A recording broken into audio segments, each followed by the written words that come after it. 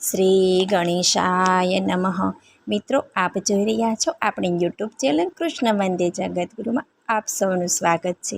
આજે આપણે આ વિડીયોમાં સાંભળીશું પૂનમના દિવસે ભગવાન શ્રી સત્યનારાયણની કથા આપણે સાંભળીશું. સત્યનારાયણની કથાનો મહિમા ખૂબ જ અનેરો છે. જો આપને આ મારો વિડીયો પસંદ આવે તો લાઈક કરજો, શેર કરજો. પહેલીવાર જો આ વિડીયો આ ચેનલ પર જોઈ રહ્યા હોય તો સબસ્ક્રાઈબ કરજો, જેથી મારા નવા વિડીયોની આપ સુધી પહોંચે. ધન્યવાદ.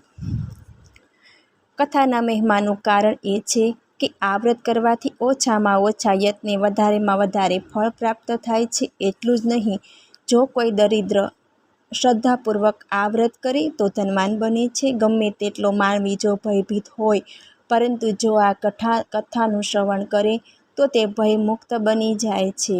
સંતાન પ્રાપ્તિ માટે પણ આ અતિ લાભદાયી છે. આ વ્રત કરવાથી દરેકની મનોકામના પૂરી થાય છે અને મોક્ષની પ્રાપ્તિ થાય છે. આ વ્રત કોઈ પણ જાતિના લોકો કરી શકે છે. તેમાં નાત જાતનું બંધન નથી. કોઈ પણ ઉંમરથી વ્યક્તિ આ વ્રત કરી શકે છે. બાળકથી માંડીને વૃદ્ધ સુધી આ વ્રત સાવ સાદું ને સીધું છે. વ્રત કરનારે ઓછામાં ઓછી સામગ્રી હોય તો પણ ચાલે, પણ આ વ્રતમાં સૌથી વધારે મહત્ત્વ પ્રસાદનો છે. પ્રસાદ લેવાથી સુખ, શાંતિની અને વૈભવની પ્રાપ્તિ થાય છે. શ્રદ્ધા અને ભક્તિપૂર્વક જો વ્રત કરવામાં આવે તો મનુષ્યની ધન, ધાન્ય, સુખ, સમૃદ્ધિની પ્રાપ્તિ થાય છે. આ કથા સાંભળનારના સઘળા પાપો ધોવાઈ જાય છે. જન્મો જન્મના ફેરા બટે છે અને ભગવાનના ધામ વૈકુંઠની પ્રાપ્તિ થાય છે. તો આવો આપણે પણ પરમ કલ્યાણકારી એવા સત્યનારાયણના વ્રતની કથા સાંભળીએ. એમાં 5 અધ્યાય છે, એ આપણે સાંભળીએ. વ્રત કરનારે પૂનમના દિવસે સાયંકાળે એક બાજોટ ઉપર સફેદ વસ્ત્ર પાથરી તેના પર સત્યનારાયણની છબી પધરાવવી. વચ્ચે ઘઉંના દાણાનો ઢગલો કરી તેના પર પાણી ભરેલ તાંબાનો લોટો મૂકી ધૂપ દીપ કરીને આ વ્રત કથા વાંચી જવી. તેનાથી ભગવાન સત્યનારાયણની કથા જેટલું પુણ્ય હાંસલ થાય છે. અધ્યાય 1. અયોધ્યા પાસેના એક પવિત્ર તીર્થક્ષેત્ર નૈમિષારણ્યમાં તપ કરનારા સનકાદિક ઋષિઓ બેઠા હતા. ત્યાં વેદવ્યાસના શિષ્ય સૂતપુરાણી પણ હાજર હતા. બધા ઋષિઓએ તેને પ્રણામ કરી અને કહ્યું કે હે મહામુનિ, આજના કલયુગમાં એવું તે કયું વ્રત કે તપ છે જેનાથી તેને ત્વરિત ફળની પ્રાપ્તિ થાય છે? સૂતજી કહેવા લાગ્યા, આ પ્રશ્ન એકવાર નારદજીએ ભગવાનને કરેલો. ત્યારે ભગવાને કહ્યું, એકવાર નારદજી ફરતા ફરતા મનુષ્ય લોકમાં આવ્યા. ત્યાં તેમણે અનેક લોકોને પોતાના કર્મોથી દુઃખી થતા જોયા. આ જોઈ નારદજીએ વિચાર્યું કે આ બધાના દુઃખો કેવી રીતે દૂર થાય. એ વિચારતા તેઓ વિષ્ણુ લોકમાં ગયા. ત્યાં તેમણે શંખ, ચક્ર, ગદા, પદ્મ ધારણ કરેલા નારાયણના દર્શન કર્યા. તેમણે નારાયણની સ્તુતિ કરી વારંવાર વંદન કર્યા. વિષ્ણુ ભગવાને તેમના આવવાનું કારણ પૂછતા નારદજીએ કહ્યું, મનુષ્ય લોકમાં સૌ કોઈ જુદી જુદી યોનિમાં ઉત્પન્ન થઈ અનેક પ્રકારના પાપ કર્મોથી દુઃખી થઈ પીડાય છે. તો હે નાથ, આ બધાના દુઃખો કેવી રીતે દૂર થઈ શકે તે હું સાંભળવા ઈચ્છું છું. વિષ્ણુ ભગવાને કહ્યું કે હે વત્સ, મનુષ્યલોક અને સ્વરલોકમાં અતિ દુર્લભ અને મહાપુણ્ય આપનારું એક અતિ ઉત્તમ વ્રત શ્રી સત્યનારાયણનું છે. તેને જો વિધિપૂર્વક કરવાથી મનુષ્ય આ લોકમાં સુખ મેળવી અંતે પરલોકમાં મોક્ષ પ્રાપ્ત કરે છે. નારદજીએ કહ્યું, આ વ્રતનું ફળ શું? તે વ્રતની વિધિ શું? તે વ્રત કોણે કર્યું હતું? તે ક્યારે કરવું? તે બધું આપ મને જણાવો. આ વ્રત પૂનમના દિવસે શ્રદ્ધા અને ભક્તિભાવથી કરવું. આ વ્રતના આરંભે સવારે કરવો. પ્રસાદ માટે લોટ, દૂધ, ઘી, ખાંડ સવાયા પ્રમાણમાં લઈ શીરો તૈયાર કરવો. ઉપરાંત ફળ ફળાદિમાં બધા ફળો લઈ નૈવેદ્ય ધરવું. પોતાના સગા સંબંધીઓ અને સ્વજનો સાથે કથા શ્રવણ કરી બ્રાહ્મણને યથાશક્તિ દક્ષિણા આપવી તથા સ્નેહીજનો બ્રાહ્મણોને ભોજન કરાવવું. પછી બધાને સત્યનારાયણનો પ્રસાદ આપવો. પ્રસાદ લીધા પછી ભજન કીર્તન કરવા અને શ્રી સત્યનારાયણ ભગવાનનું સ્મરણ કરતાં કરતાં પોતપોતાના ઘરે જવું. આ પ્રમાણે વ્રત કરવાથી મનુષ્યની બધી મનોકામના પૂરી થાય છે. બોલો શ્રી સત્યનારાયણ દેવની જય. અધ્યાય બીજો. નિધન બ્રાહ્મણ તથા કઠિયારાની વાર્તા. કાશી નગરીમાં એક અતિ નિર્ધન ગરીબ બ્રાહ્મણ રહેતો હતો. તે ભૂખ અને તરસથી વ્યાકુળ થઈ દરરોજ પૃથ્વી પર ભિક્ષા માગવા સવારથી સાંજ સુધી ભટકતો. આ બ્રાહ્મણને દુઃખી થયેલો જોઈ એક દિવસ વિષ્ણુ ભગવાન બ્રાહ્મણનું રૂપ લઈ તેની પાસે આવ્યા અને કહ્યું, તું દરરોજ આમ દુઃખી થઈ શા માટે ફરે છે? ત્યારે બ્રાહ્મણે કહ્યું, હું પેટનો ખાડો પૂરવા માટે સવાર સાંજ ભીખ માગું છું. જો આપ મારું આ દારિદ્ર્ય દૂર થાય એવો કોઈ ઉપાય જાણતા હો ને તો બતાવો. વૃદ્ધ બ્રાહ્મણે તેને સત્યનારાયણનું વ્રત કરવાનું કહ્યું. આ વ્રત કરવાથી મનુષ્ય સઘળા દુઃખોથી મુક્ત થાય છે તેમ જણાવ્યું. પછી તે બ્રાહ્મણે નિર્ધન બ્રાહ્મણે સત્યનારાયણના વ્રત પૂંજનના વિધિ વિધાન સમજાવી ત્યાંથી અદૃશ્ય થઈ ગયા. નિધન બ્રાહ્મણે તરત જ તે વ્રત કરવાનો નિર્ણય લઈ લીધો. તે વિચારમાં ને વિચારમાં તેને રાત્રે નિંદા પણ ન આવી. બીજે દિવસે સવારે વહેલો ઉઠી શ્રી સત્યનારાયણનું આજે વ્રત કરીશ એવો સંકલ્પ કરી તે ભિક્ષા માગવા નગરમાં નીકળી પડ્યો. તે દિવસે બ્રાહ્મણને ભિક્ષામાં રોજ કરતાં પુષ્કળ દ્રવ્ય પ્રાપ્ત થયું. તે મનમાં ભગવાનનો ઉપકાર માની ઘેરે આવ્યો અને તે દ્રવ્યથી સગા વહાલા મિત્રો સહિત શ્રી સત્યનારાયણ ભગવાનનું વ્રત પૂંજન કર્યું. આ વ્રતના પ્રભાવથી તે બધા દુઃખોથી મુક્ત થઈ ખૂબ જ સંપત્તિવાન થયો. તેણે એક શ્રેષ્ઠ બ્રાહ્મણ તરીકે પ્રતિષ્ઠા પણ પ્રાપ્ત કરી. તે દિવસથી માંડી તેણે દર પૂર્ણિમાને દિવસે સત્યનારાયણનું વ્રત કરવા માંડ્યું. આ વ્રત કરી તે સર્વ પાપોમાંથી મુક્ત બની અને દુર્લભ મોક્ષને પામ્યો. બોલો શ્રી સત્યનારાયણ દેવની જય. અધ્યાય ત્રીજો. શ્રી સત્યનારાયણ ભગવાને શ્રી નારદ મુનિને આ વ્રત વિશે જણાવ્યું. આ સાંભળી સર્વ ઋષિગણ બોલ્યા, હે સૂત પુરાણી, તે બ્રાહ્મણ પાસેથી આ વ્રત કોણે સાંભળ્યું અને જાણ્યું? આ પૃથ્વી પર તે વ્રત કોણે કર્યું? તે બધું અમે સાંભળવા ઈચ્છીએ છીએ. શ્રી સૂતજી બોલ્યા, એક દિવસ શ્રેષ્ઠ બ્રાહ્મણ શતાનંદ પોતાના વૈભવ પ્રમાણે પોતાના કુટુંબીજનો સાથે શ્રી સત્યનારાયણ વ્રત પૂંજન કરતો હતો. એ વખતે લાકડા કાપી વેચનારો એક ભીલ જાતિનો કઠિયારો તરસ લાગવાના કારણે પાણી પીવા તેના ઘરે આવ્યો. તેણે લાકડાની ભારે ઓટલા પર મૂકી બ્રાહ્મણના ઘરમાં ગયો. ત્યાં તેમણે બ્રાહ્મણને કોઈક દેવનું વ્રત પૂંજન કરતા જોયો અને તે ત્યાં બેઠો. વ્રત સમાપ્ત થતાં તેણે નમસ્કાર કર્યા. બ્રાહ્મણને વંદન કરતાં કહ્યું કે, હે ભૂદેવ, આપ શેનું વ્રત પૂંજન કરી રહ્યા છો? તે કરવાથી શું ફળ મળે તે આપ મને જણાવો. બ્રાહ્મણે કહ્યું, હું ભગવાન સત્યનારાયણના વ્રતનું વ્રત કરું છું. એની કૃપાથી જ મને આ બધું ધન ધાન્ય અને સંપત્તિ મળ્યા છે. કઠિયારાએ એ બ્રાહ્મણ પાસેથી વ્રતની વિધિ જાણી લઈ પછી પ્રસાદ ખાઈ પાણી પીને હર્ષ પામતો નગર તરફ ગયો. તે માથે લાકડાનો ભારો લઈ શ્રી સત્યનારાયણનું સ્મરણ કરતાં કરતાં વિચારવા લાગ્યો કે આજે નગરમાં જઈ લાકડાનો ભારો વેચી જે દ્રવ્ય મળે તે દ્રવ્યથી હું સત્યનારાયણ ભગવાનનું વ્રત કરીશ. આમ સંકલ્પ કરી તે ધનવાનોના લત્તામાં ગયો. શ્રી સત્યદેવની કૃપાથી એ દિવસે કઠિયારાને તેના લાકડાની બમણી કિંમત મળી. તે બમણા દ્રવ્ય વડે પૂંજાની સામગ્રી ખરીદી પોતાને ઘેરે ગયો અને પોતાના સગા વહાલાને બોલાવી વિધિપૂર્વક શ્રી સત્યનારાયણનું વ્રત કર્યું. એ વ્રતના પ્રભાવથી કઠિયારો ધનવાળો પુત્રવાળો થઈ આ લોકમાં સર્વ સુખ ભોગવી છેવટે સ્વર્ગમાં ગયો. બોલો શ્રી સત્યનારાયણ દેવની જય. અધ્યાય ચોથો. સાધુ વાણિયાની કથા. પૂર્વકાળે ઉલ્કામુખ નામનો રાજા રાજ્ય કરતો હતો. તે દરરોજ સવારે દેવ મંદિરે જઈ બ્રાહ્મણોને દાન દક્ષિણા આપતો. તેની પત્ની કમલમુખી પણ પતિવ્રતા પત્ની હતી. એક દિવસ રાજા રાણી ભદ્રશિલા નામના નદી કિનારે બેસી શ્રી સત્યનારાયણનું પૂજન કરતા હતા. એ વખતે પુષ્કળ ધન લઈ વ્યાપાર કરવા માટે નીકળેલો એક સાધુ વાણિયો ત્યાં આવી પહોંચ્યો. તેણે વહાણને કિનારા પર લંગારી રાજા પાસે ગયો અને બોલવા લાગ્યો કે, હે રાજન, આપ આ શું કરી રહ્યા છો? રાજાએ કહ્યું, સંતાન પ્રાપ્તિ માટે હું વિષ્ણુ ભગવાનનું પૂજન કરું છું અને સંતાન પ્રાપ્તિ માટે હું સત્યનારાયણનું વ્રત કરું છું. આ સાંભળી સાધુ વાણીએ વ્રતની વિધિ જણાવવા કહ્યું, કારણ મારે પણ બાળક નથી. રાજા પાસેથી વ્રત વિધાન સાંભળી વેપાર માટે જવાનું છોડી દઈ તે સીધો ઘેરે ગયો અને પોતાની પત્નીને આ વ્રત વિશે જણાવ્યું. સાધુ વાણિયાએ પત્ની લીલાવતીને કહ્યું, જો આપણને બાળક થશે તો આ વ્રત કરીશ. આમ સંકલ્પ કરી સાધુ વાણિયો પત્ની લીલાવતી સાથે આનંદથી દિવસો પસાર કરવા લાગ્યો.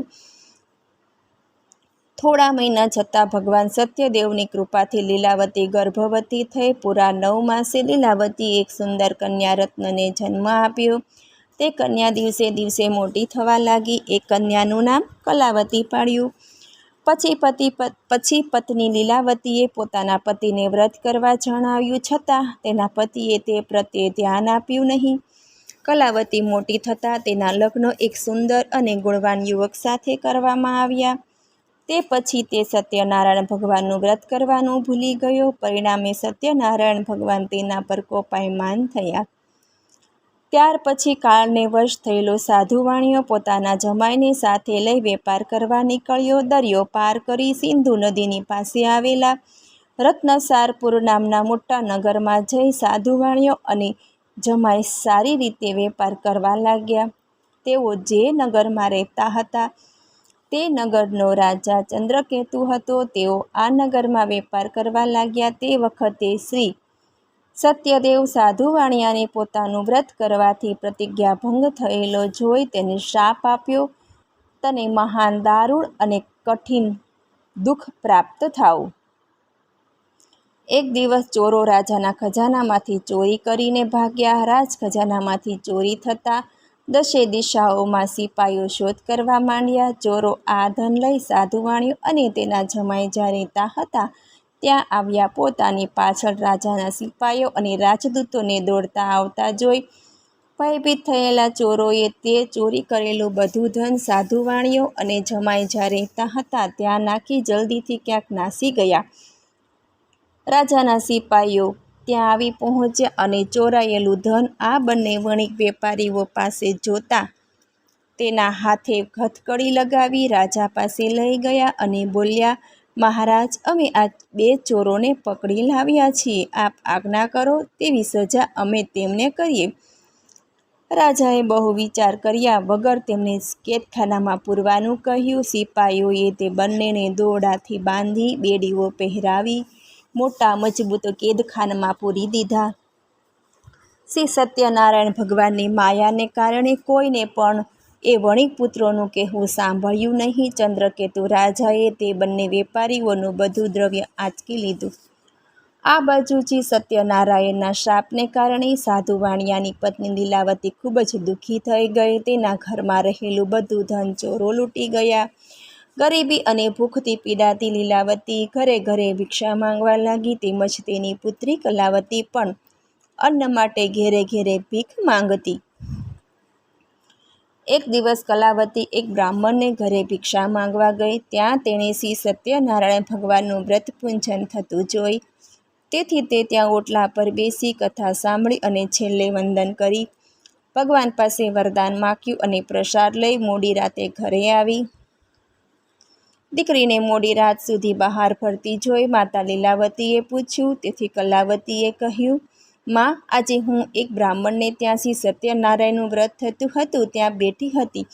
પછી જે કાંઈ પ્રસાદ મળ્યો તે હું ઘરે લઈને આવી છું.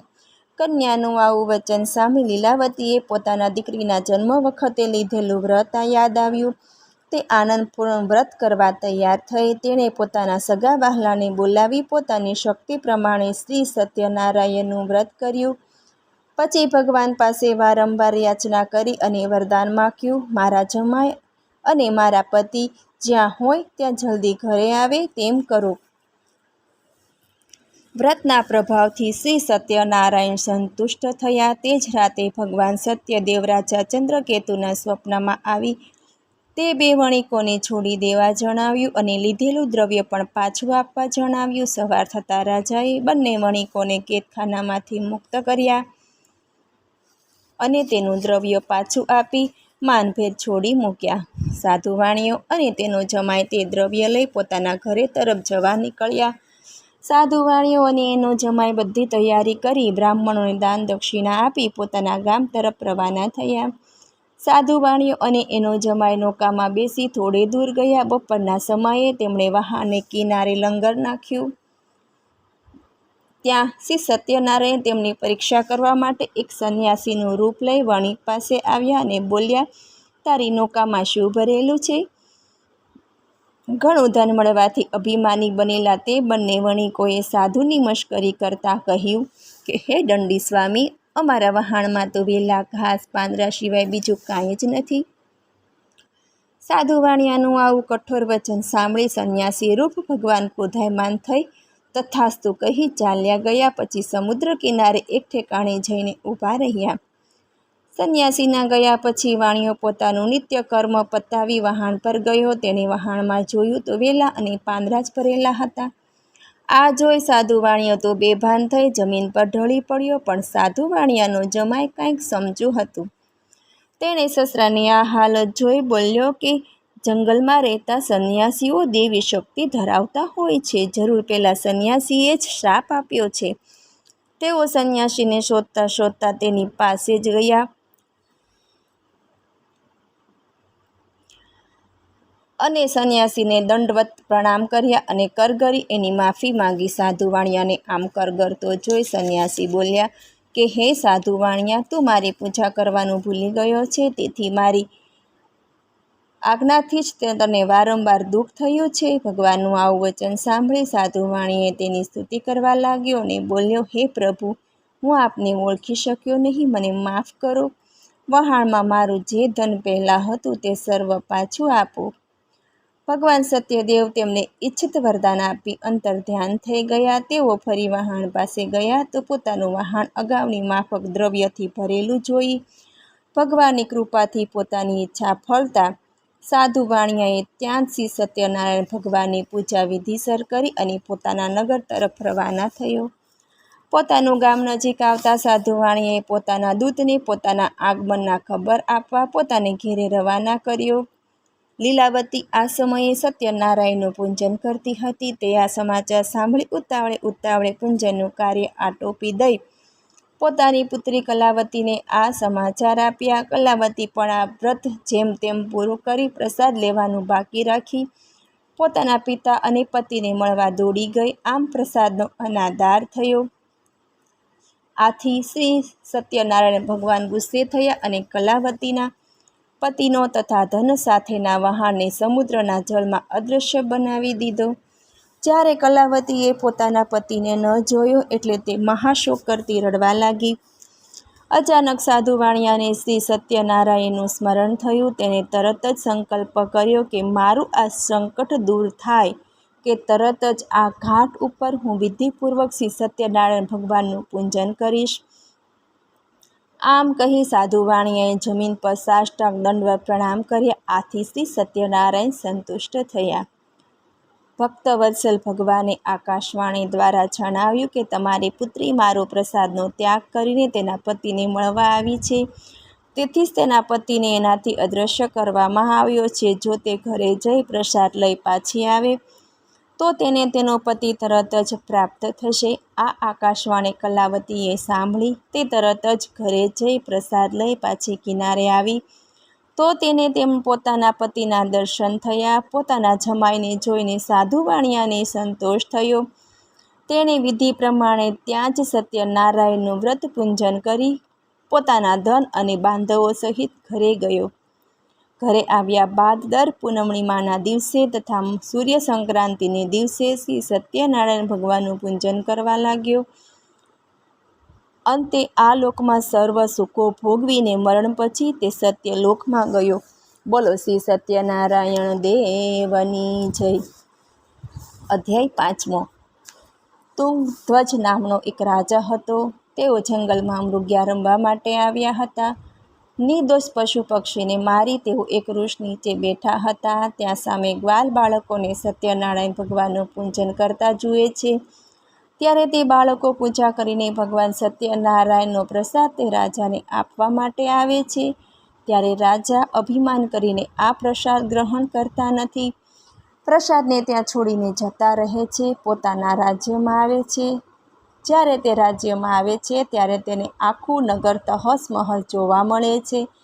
આ જોઈને રાજા સમજી જાય છે કે મેં સત્યનારાયણ ભગવાનને નમસ્કાર ન કર્યા અને એનો પ્રસાદનો અનાદર કર્યો એનું આ કારણ છે। ત્યારે રાજા તે ગ્વાલ બાળકો પાસે પાછા જાય છે, ત્યાં ભગવાન સત્યનારાયણનું પૂજન કરે છે, વિધિપૂર્વક વ્રત કરે, કથા કરે છે, વ્રત કરે છે। ત્યારે ભગવાન સત્યનારાયણની કથાથી તેનું રાજ્ય ફરી ધન સંપન્ન થઈ ગયું અને શાંતિ છવાઈ ગઈ અને પહેલાંની જેમ તેનું નગર તેને પાછું મળી ગયું। શ્રી સૂતજી સૈનક આદિ ઋષિઓને કહે છે કે હે ઋષિઓ, જે લોકોએ પહેલાં વ્રત કર્યું હતું તેની કથા આપ સાંભળો। તે વૃદ્ધ બ્રાહ્મણે સુદામાનો જન્મ લઈને મોક્ષની પ્રાપ્તિ કરી, ભગવાન શ્રી કૃષ્ણની પ્રાપ્તિ કરી।